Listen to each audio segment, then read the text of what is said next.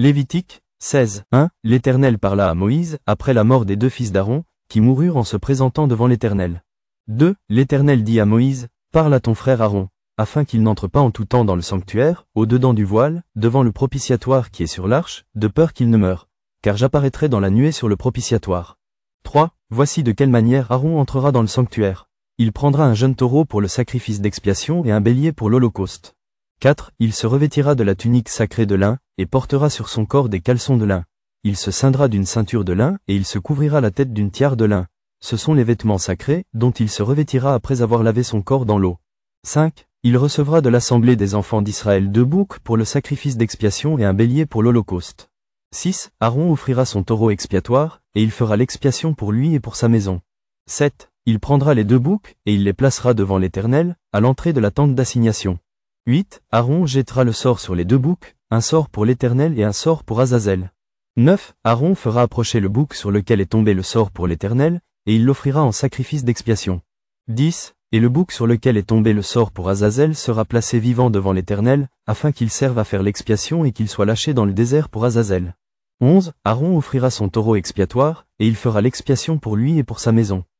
Il égorgera son taureau expiatoire. 12. Il prendra un brasier plein de charbon ardent ôté de dessus l'autel devant l'Éternel, et de 2 poignées de parfum odoriférant en poudre. Il portera ces choses au-delà du voile. 13. Il mettra le parfum sur le feu devant l'Éternel, afin que la nuée du parfum couvre le propitiatoire qui est sur le témoignage, et il ne mourra point. 14. Il prendra du sang du taureau, et il fera l'aspersion avec son doigt sur le devant du propitiatoire vers l'Orient. Il fera avec son doigt 7 fois l'aspersion du sang devant le propitiatoire. 15. Il égorgera le bouc expiatoire pour le peuple, et il emportera le sang au-delà du voile. Il fera avec ce sang comme il a fait avec le sang du taureau, il en fera l'aspersion sur le propitiatoire et devant le propitiatoire.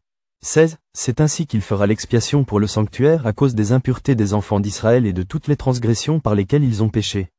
Il fera de même pour la tente d'assignation, qui est avec eux au milieu de leurs impuretés. 17. Il n'y aura personne dans la tente d'assignation lorsqu'il entrera pour faire l'expiation dans le sanctuaire, jusqu'à ce qu'il en sorte. Il fera l'expiation pour lui et pour sa maison, et pour toute l'assemblée d'Israël. 18. En sortant, il ira vers l'autel qui est devant l'Éternel, et il fera l'expiation pour l'autel. Il prendra du sang du taureau et du bouc, et il en mettra sur les cornes de l'autel tout autour.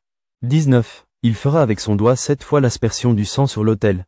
Il le purifiera et le sanctifiera, à cause des impuretés des enfants d'Israël. 20. Lorsqu'il aura achevé de faire l'expiation pour le sanctuaire, pour la tente d'assignation et pour l'autel, il fera approcher le bouc vivant. 21. Aaron posera ses 2 mains sur la tête du bouc vivant, et il confessera sur lui toutes les iniquités des enfants d'Israël et toutes les transgressions par lesquelles ils ont péché. Il les mettra sur la tête du bouc, puis il le chassera dans le désert, à l'aide d'un homme qui aura cette charge. 22. Le bouc emportera sur lui toutes leurs iniquités dans une terre désolée. Il sera chassé dans le désert. 23. Aaron entrera dans la tente d'assignation. Il quittera les vêtements de lin qu'il avait mis en entrant dans le sanctuaire, et il les déposera là. 24. Il lavera son corps avec de l'eau dans un lieu saint, et reprendra ses vêtements. Puis il sortira, offrira son holocauste et l'holocauste du peuple, et fera l'expiation pour lui et pour le peuple. 25. Il brûlera sur l'autel la graisse de la victime expiatoire. 26. Celui qui aura chassé le bouc pour Azazel lavera ses vêtements, et lavera son corps dans l'eau. Après cela, il rentrera dans le camp.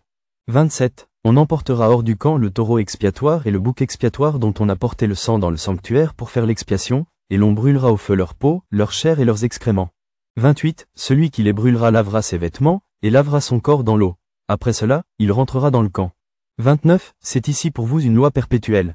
Au 7e mois, le 10e jour du mois, vous humilierez vos âmes, vous ne ferez aucun ouvrage, ni l'indigène, ni l'étranger qui séjourne au milieu de vous. 30. Car en ce jour on fera l'expiation pour vous, afin de vous purifier. Vous serez purifiés de tous vos péchés devant l'Éternel. 31. Ce sera pour vous un sabbat, un jour de repos, et vous humilierez vos âmes.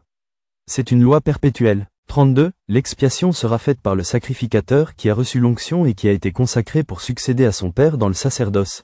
Il se revêtira des vêtements de lin, des vêtements sacrés.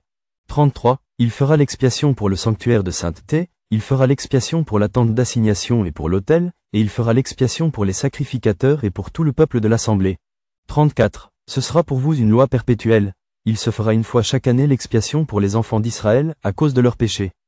On fit ce que l'Éternel avait ordonné à Moïse.